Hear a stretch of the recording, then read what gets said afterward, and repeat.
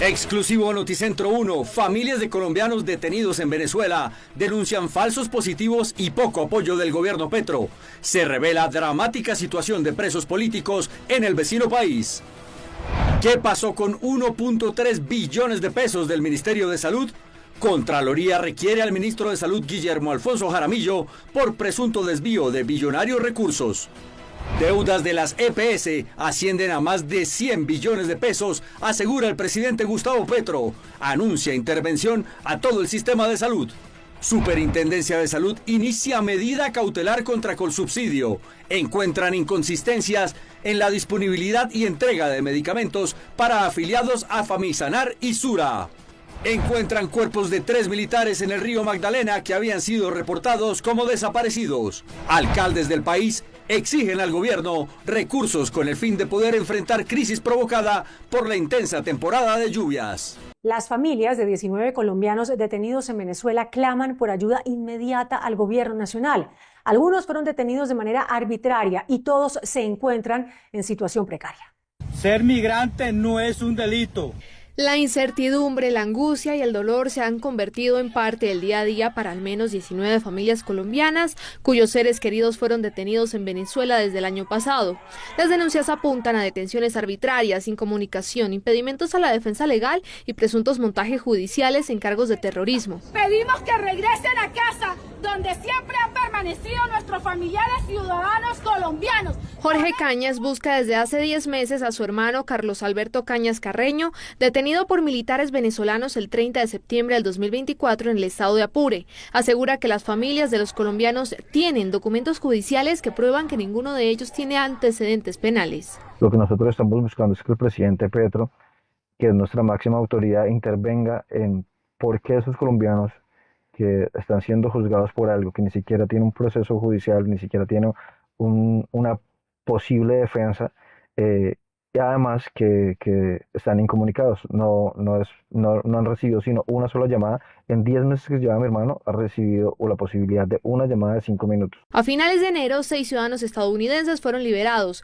Jorge habló con 2 de ellos. Liberan a 6 estadounidenses, con los cuales podemos hablar con 2 que nos dicen que los que están ahí están sindicados de terrorismo y que simplemente no les han hecho juicio ni tienen posibilidad de defenderse. Por otro lado, Yari Navarro es tía de Brian Zair Navarro, un joven indígena arhuaco detenido el 6 de enero del 2025 en Puerto Cabello, estado de Carabobo. El 15 de mayo lograron hacer una llamada telefónica informando que estaban detenidos en Caracas. Desde entonces no volvimos a saber nada de ellos. Hemos insistido a la Cancillería, a la Embajada, al Consulado, a la Presidencia de Colombia que por favor interceda por cada uno de estos colombianos que están detenidos ilegalmente. Noticentro habló con el vicecanciller que confirmó la situación jurídica de los connacionales. Aseguró que es prioridad bilateral y que la Embajada ha realizado gestiones ante el gobierno venezolano para permitir su asistencia consular y verificar las condiciones de salud y reclusión. Hace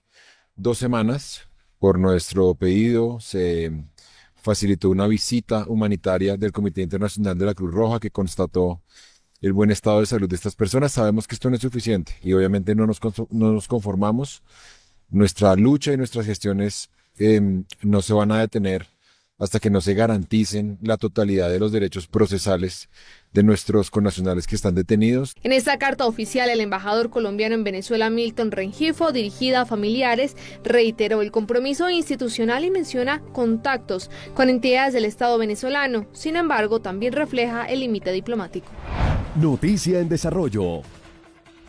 La Contraloría inició un requerimiento al Ministerio de Salud por un contrato de 1.3 billones de pesos para la adquisición de equipos básicos de salud.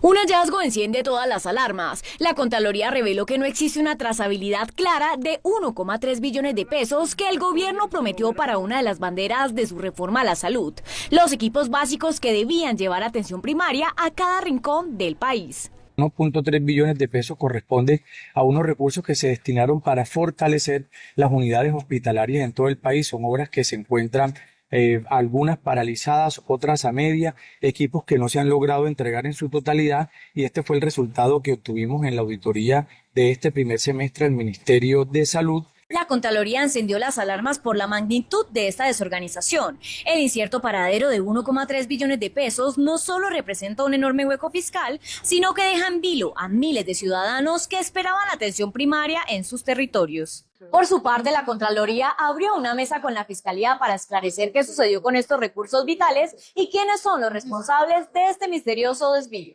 Según el presidente Gustavo Petro, las deudas de las EPS ascienden a más de 100 billones de pesos y habló de intervenir el sistema de salud en el país. En una nueva advertencia sobre el colapso del sistema de salud, el presidente Gustavo Petro aseguró que la deuda total de las EPS no es de 33 billones de pesos como se ha venido reportando oficialmente, sino que podría superar los 100 billones en valores actualizados al 2025. Según el mandatario, esta cifra no ha sido calculada por falta de voluntad técnica del Ministerio de Salud y por intereses que buscan esconder la verdad ante la Corte Constitucional. Los 100 billones están en sus manos sin que la justicia opere, excepto en el caso de Salubcop. La deuda debería ser pagada de esos patrimonios privados que se hicieron con dineros públicos en desmedro de hospitales y clínicas públicas y privadas. Aseguró que los recursos públicos que debían financiar hospitales, clínicas y medicamentos terminaron concentrados en clínicas privadas de propiedad de los antiguos directivos de la EPS. Denunció que el 89% de los afiliados no tiene aseguramiento efectivo y que ya solo quedan 2 EPS solventes en todo el país. Asimismo, alertó sobre la cartelización de los farmacéuticos y sobre el acaparamiento y encarecimiento de los fármacos. La EPS Famisanar rompió su alianza con droguerías Colsubsidio, según la EPS, por, abro comillas, sistemáticas fallas en la entrega de medicamentos, cierro comillas. A partir del 1 de agosto, la EPS Famisanar pondrá fin al contrato con droguerías Colsubsidio. La decisión llega tras numerosas quejas y denuncias por la no entrega de medicamentos. Se han registrado 29.122 quejas abiertas. Esta situación ha afectado a usuarios en Bogotá, Cundinamarca, Tolima, Meta y Boyacá.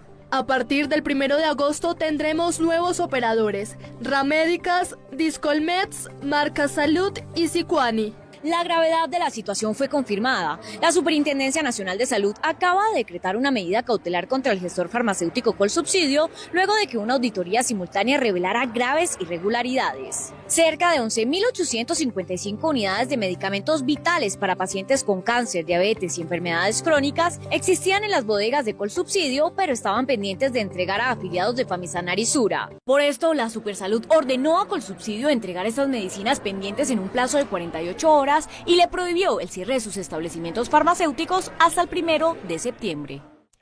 Los alcaldes del país le exigieron al gobierno recursos para la unidad de gestión del riesgo con el fin de poder enfrentar la crisis provocada por las intensas lluvias. En una reunión convocada por Asocapitales, los mandatarios locales solicitaron la declaratoria de desastre nacional, así como una asignación equitativa y urgente de recursos. Autónomamente vamos a actuar jurídicamente para encontrar caminos para que esa declaratoria de emergencia se respalde con recursos económicos, porque es una norma que tiene rigor jurídico y que se tiene que cumplir con las normas de Colombia, porque si no se cumple hay efectos jurídicos. La UNGRD fue sujeto de un recorte presupuestal en la práctica, no voy a entrar en tecnicismos, pero básicamente el año pasado nos quitaron 2.1 billones de pesos. Finalmente, desde Asocapitales se advirtió que de mantenerse la falta de recursos y coordinación, el país podría enfrentar una crisis humanitaria de mayor escala. Continúa la polémica por el decreto del Gobierno Nacional que le quita funciones al Consejo de Estado para estudiar exclusivamente las tutelas contra el presidente Gustavo Petro. El decreto del gobierno que le quita facultades exclusivas al Consejo de Estado para atender las tutelas contra el presidente Gustavo Petro sigue dando de qué hablar e incluso el Procurador General entró en la discusión. Mire, lo mismo podría decirse del anterior presidente que dijo que era en el Consejo de Estado, él habría también y no lo estaba, podría también estar haciendo la elección de su jefe. No, es un arreglo polémico, desde luego, que no estamos acostumbrados a ello, pero creo que tiene derecho a plantear la discusión y que el Consejo lo resuelva. Para la Corporación Excelencia en la Justicia, el decreto necesitaba un concepto previo del Consejo de Estado para ser viable. Yo no sería tan generoso en tratarlo, yo hablaría de este decreto como decretico, porque no cabe la menor duda que no tiene ninguna identidad, ninguna importancia, relevancia en lo jurídico, y antes, por el contrario, es una factura o parecería ser una cuenta de cobro del Ejecutivo de la Presidencia de la República en contra del Consejo de Estado, simplemente porque ese órgano, cumpliendo con su función judicial, ha adoptado medidas en contra del gobierno vía precisamente la acción de tutela, entre otras la suspensión del denominado decretazo. Más detalles sobre esta explicación en Personajes Noticentro 1. De otra parte, desde la oposición anunciaron que el decreto será demandado. En la conferencia ministerial del Grupo de la Haya que se desarrolla por estos días en Bogotá, la relatora de la ONU para Palestina, Francesca Albanese, pidió a todos los países cortar cualquier lazo que puedan tener con el gobierno de Israel. En el Palacio de San Carlos en Bogotá se lleva a cabo la conferencia ministerial del Grupo de la Haya sobre Palestina con ministros de Bolivia, Nicaragua y otros países. Y las implicaciones legales en nuestras sesiones. Pero quiero ser muy claro que es un momento de cortar lazos con Israel completamente. Cortar lazos solo con los componentes que están en el territorio ocupado sería solo tratar los síntomas. Por su parte, la canciller Rosa Villavicencio respaldó el llamado, subrayando que lo sucedido en Palestina constituye un régimen de ocupación. El derecho internacional humanitario debe ser principio y acción, no retórica vacía. Esta conferencia, copresidida con Sudáfrica, demuestra que los gobiernos del sur global no aceptamos que el derecho sea rehén de la geopolítica. La conferencia continuará estos días y se espera la asistencia del presidente Gustavo Petro y busca traducir condenas verbales en soluciones concretas, embargo de armas a Israel, restricciones portuarias y alineación de decisiones del Grupo de la Haya emitidas en enero. Se espera que finalice mañana con una declaración conjunta. El Valle del Cauca se convierte en el epicentro de los amantes de la naturaleza. Comienza la temporada de avistamiento de ballenas en el Pacífico. El Valle del Cauca se alista para recibir a más de 300.000 visitantes, quienes llegan a la región para disfrutar de la temporada de avistamiento de ballenas en el municipio de Buenaventura. Se estima que la llegada de turistas a la región genera un impacto de $20 millones en la economía local. En esta temporada de avistamiento de ballenas 2025, esperamos más de 300.000 visitantes en nuestra zona del Pacífico. De estos, 90.000 estarán visitando Buenaventura con la exclusividad de vivir la experiencia de avistamiento de ballenas. Esto nos puede generar alrededor de $20 millones y más de 600 empleos temporales. Otro de los rubros que se verán beneficiados con la movilización de personas para disfrutar de la temporada de ballenas en Buenaventura es el hospedaje, la gastronomía, el transporte y las actividades recreativas. Regiones. Habló con Noticentro 1 el padre biológico de la menor abusada y asesinada en la Comuna 13 de Medellín. El hombre señala al padrastro como el presunto autor del crimen. Una niña de 2 años va camino al cielo y su padre camina detrás con el alma rota, llevando el féretro, cargando lo inimaginable. Amaya corría, reía y cantaba. Así la despidieron en medio de preguntas que hasta ahora nadie sabe responder. Recuerdo que ella me dijo cuando me cogía del pie y me decía papá, papá. Ella me marcó mucho con eso cuando me decía papá, porque era toda tóxica, siempre me decía papá y nunca me dejaba solo, siempre era todo el día detrás de mí. Su padre biológico señala al padrastro como el responsable del crimen y narra cuándo fue la última vez que la vio. La última vez que la vi fue el lunes pasado, 7 de julio, que fui por ella a la guardería, los traía acá a la casa a compartir conmigo y los llevé eso de las 7 o 8 para la casa de la mamá. De ahí yo no los veo. Y pidió justicia. La justicia es que por los niños se haga justicia divina, los niños no se tocan, los niños son un angelito. Entonces, de abusar de ellos, debemos de cuidarlos. El alcalde de Medellín, Federico Gutiérrez, reveló lo que nadie quisiera escuchar. Amaya fue víctima de abuso sexual y luego asesinada.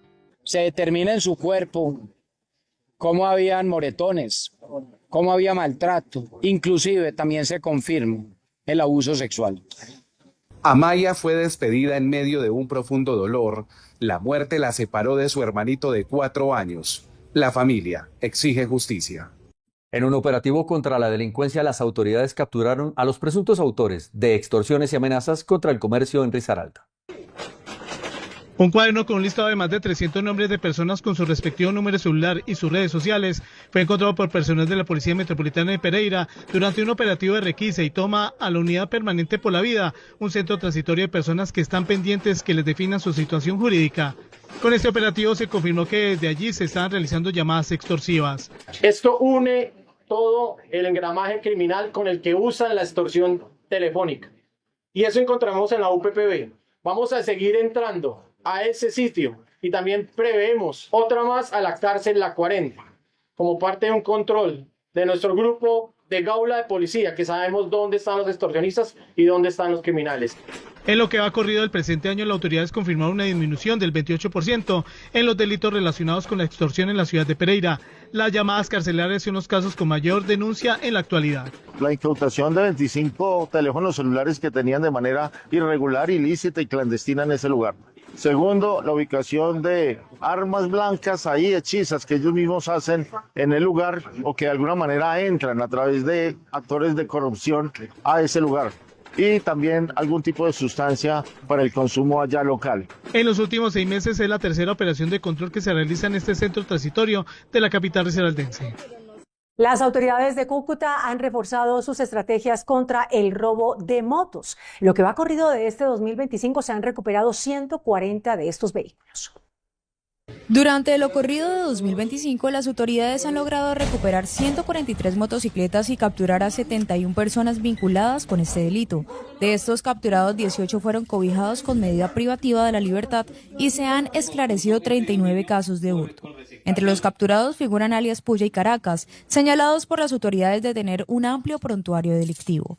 Según las investigaciones, entre ambos habrían participado en el robo de al menos 11 motocicletas. A estos resultados se suman las 43 capturas efectuadas durante la segunda semana de julio, 37 de ellas en flagrancia y 6 por orden judicial.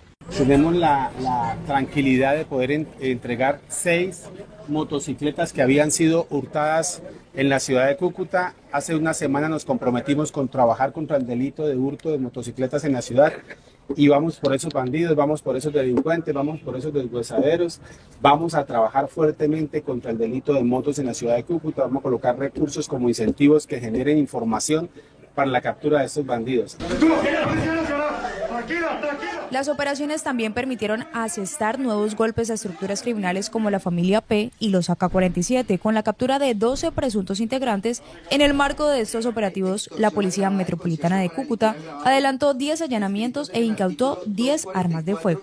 Las autoridades destacaron que estas acciones hacen parte de una estrategia integral para combatir el hurto de motocicletas y desarticular redes del crimen organizado en la región. Bogotá. Paola Navia, la mujer que en aparente estado de embriaguez hizo tiros al aire desde el balcón de su apartamento en Bogotá, se pronunció sobre los hechos. Paola Andrea Navia, la mujer captada disparando al aire desde el balcón de su apartamento en el norte de Bogotá, rompió el silencio. A través de un comunicado ofreció disculpas públicas y aseguró que el arma utilizada era de fogueo, por lo que según ella no representa un peligro real. Ofrezco sinceras disculpas a la comunidad en general, en especial a mis vecinos y las autoridades por esos lamentables sucesos que nunca debieron haber ocurrido. Aclaro que el arma que aparece en los videos no es de fuego sino de fogueo. Por lo tanto, no dispara cartuchos, sino que su forma de accionamiento es la detonación de salva. Cabe resaltar que según el Código Penal colombiano, disparar un arma sin justificación puede acarrear penas de hasta 8 años de cárcel, dependiendo de su legalidad. Un nuevo ataque sicarial ocurrió en Engativá, en el barrio La Florida. El hecho, que se presentó en un local comercial, dejó un muerto y un herido. En las últimas horas, un ataque sicarial estremeció el barrio La Florida en la localidad de Engativá. Un hombre armado irrumpió en un establecimiento y disparó contra una víctima y la asesinó en el acto. Otro ciudadano resultó herido. En el momento de la huida del agresor, resulta lesionada otra persona, quien está siendo atendida en centro asistencial por los médicos. Se genera una burbuja investigativa con todas las especialidades de la Metropolitana de Bogotá para poder esclarecer este hecho. Del agresor solo se conoce que huyó en una moto con un cómplice. Según datos de la Secretaría de Seguridad de Bogotá, entre febrero y marzo de este año se presentaron 183 homicidios. Alrededor de la mitad de estos casos fueron por sicariato, una cifra alarmante. Económicas. Una encuesta de FENALCO revela que la nueva ley laboral traerá efectos negativos para las empresas. De acuerdo con la bitácora express de FENALCO, con la nueva ley laboral, el 52% de los empresarios no aumentará su planta de personal durante el segundo semestre del año y un 35% la reducirá. La agremiación señala que el aumento de los costos laborales frena el fortalecimiento de la mano de obra. El 67% califica entre alto y muy alto el impacto que sufrirán al interior de sus empresas con la implementación de la nueva ley. Comienza la escalada del incremento de los costos laborales sin precedentes en Colombia, que traerá graves consecuencias a la generación de empleo y al empleo formal del país. Con la disminución de la jornada laboral a 44 horas y la jornada nocturna a partir de las 7 de la noche, obliga a las empresas a modificar horarios, automatizar procesos, reducir aprendices y fortalecer canales de ventas virtuales. También cerca de un 44% hablaron de que van a tener que incrementar sus precios a sus productos y servicios. Para la ANDI, la mayor preocupación es que varias empresas están al límite de su viabilidad financiera. Eso sobre todo para la pequeña y mediana empresa del país. El mayor caso es el caso de empresas que están en el límite de su viabilidad económica y que eventualmente tienen que asumir un costo significativamente mayor y que eventualmente pueden perder la viabilidad y por lo tanto generar desempleo. Y ahí es donde se genera eventualmente informalidad. La encuesta señala que un número significativo de empresarios prescindirá del personal que no tenga contrato indefinido. El DANE reportó un incremento en la industria manufacturera y el comercio minorista al cierre de junio. De acuerdo con los informes económicos de la entidad, de la producción industrial del mes de mayo registró un crecimiento del 3%, mientras las ventas reales aumentaron 2,6%. 25 subsectores de las 39 ramas de actividades económicas están en terreno positivo, donde se destacan los equipos de transporte, alimentos y trilla de café. La menor inflación y la disminución de la tasa de cambio contribuyen a la tendencia. Tiene mucho que ver, desde luego, la baja de la inflación, pero sobre todo tiene que ver en mucho la baja de la tasa de cambio, es decir, la revaluación del peso, porque nuestras importaciones están costando menos y desde luego están reportando una mayor rentabilidad en el sector manufacturero y un mayor crecimiento en sus ventas y en su rentabilidad. Las ventas del comercio minorista también crecieron y en mayo subieron 13,2%. La ANDI anunció que las empresas mantienen su compromiso con la política social del país. La inversión asciende a los 5.8 billones de pesos. La encuesta de arquitectura social estratégica presentada este martes por la ANDI y su fundación revela que el sector empresarial aumentó su inversión social voluntaria alcanzando los 5.8 billones de pesos. Esta es la cifra más alta entre las 4 mediciones anteriores y se resalta la mano del sector empresarial para el desarrollo del país. Una sociedad no se va a desarrollar si no somos capaces de producir más cosas, de tener más servicios, de generar valor agregado, de poder vendérselas al resto del mundo, de generar empleo, de generar más empleo. Parte de las inversiones contribuye a mejorar el ingreso y la formalidad de los colombianos. 13 millones de personas. Entonces, del total de personas que tienen ingresos en Colombia, que son 24 económicamente activos, 2 millones en desempleo, nos quedamos con 22. Y luego tenemos entre 9 y 10 formales y 13 millones informales. 13 millones ganan menos de 1 millón de pesos. Por sectores, ambiente se queda como una de las estrategias de inversión. Los 4 grandes temas son medio ambiente, en primer lugar, educación, ayuda humanitaria y generación de ingresos. ¿Y cómo se ha alineado la inversión social empresarial con los objetivos de la misma organización? Entonces, la pregunta era si estaban alineados o no, y en 2019 era el 63%, hoy estamos hablando del 74%. Se destaca el aporte a las políticas de desarrollo humano y bienestar social en el territorio nacional. La Superintendencia Financiera reportó un alza en las utilidades del sector financiero al cierre de mayo. Según el reporte de la Superintendencia Financiera, los establecimientos de crédito reportaron utilidades en mayo de 5.5 billones de pesos, lo que representó un alza del 83,3% frente al mismo mes del año anterior. De este monto, los bancos acumularon ganancias de 4.8 billones de pesos, las corporaciones financieras 674.000 millones de pesos y las cooperativas de carácter financiero 58.000 millones de pesos. En total, el sistema financiero colombiano, es decir, los bancos, bancos, fondos de pensiones fiduciarias, entre otros, presentó utilidades por 44.9 billones de pesos, ratificando la solidez del sector. En Noticentro 1 es la hora de conocer los indicadores económicos. La tasa representativa del mercado que regirá para mañana miércoles será de 4.015 pesos con 4 centavos.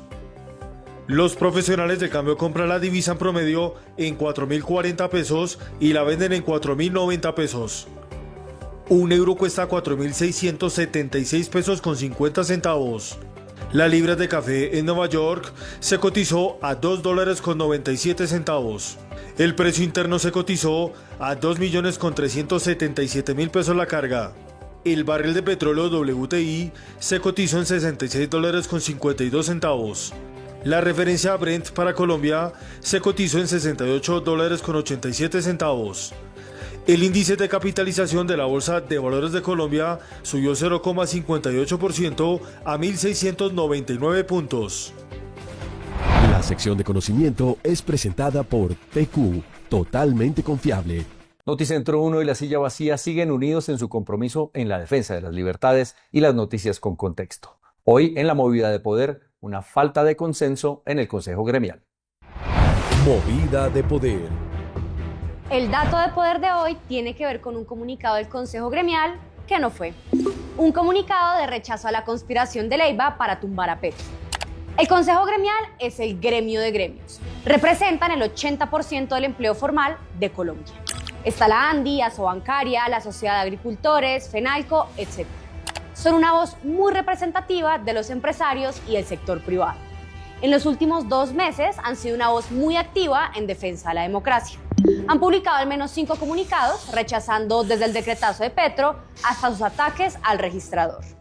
Pero cuando se supo que el ex canciller Leiva andaba en plan de conspiraciones, en cambio, hubo silencio.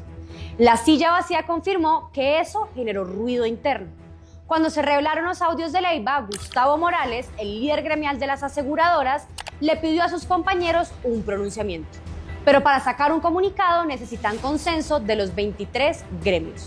Fue en el chat grupal, pero hubo silencio y 0 consenso. Morales le confirmó a La Silla que el Consejo Gremial consideró que no era pertinente pronunciarse sobre unos audios de origen incierto. Camilo Sánchez, el actual presidente del Consejo Gremial, fue más coloquial. A palabras necias, oídos sordos, dijo restándole credibilidad a Leiva. Sin embargo, Leiva sí se alcanzó a reunir con varios líderes gremiales. Eso fue algunos meses antes de empezar a escribir sus cartas y a conspirar en 2024.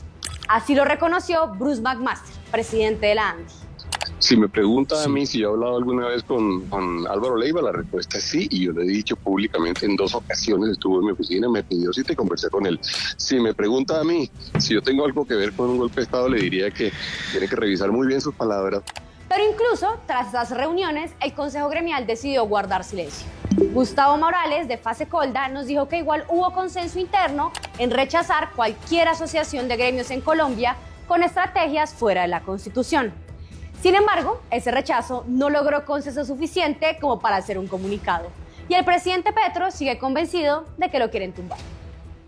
Cerca de 3.000 personas se dieron cita en el famoso río Moscova, en el centro de la capital rusa, para ser parte del festival Stand Up Paddle, en el que se busca generar espacios para la práctica de este deporte, además de incentivar a la creatividad de los atuendos de quienes participan. Desafiando las altas temperaturas que por estos días afectan a la ciudad, las personas recorrieron varios metros, muchos en compañía de sus familias. Esto ante la mirada de otros cientos de turistas que no querían perder el mejor momento para captar la mejor postal del evento. En el mundo hay 3 grandes potencias del cine: Hollywood en Estados Unidos, Bollywood en la India y Chinawood en el otro gigante asiático, una industria de las más antiguas del planeta, pues sus primeras películas datan de 1905 y que desde los 80 ha expandido sus fronteras para mostrarnos una de las culturas más antiguas a través de diferentes tipos de historias. El cine chino tiene su carácter, es muy típico. En el marco de la celebración de los 45 años de la relaciones diplomáticas entre Colombia y China, se inaugura el Festival de Cine Chino, en el que se proyectarán cerca de 10 películas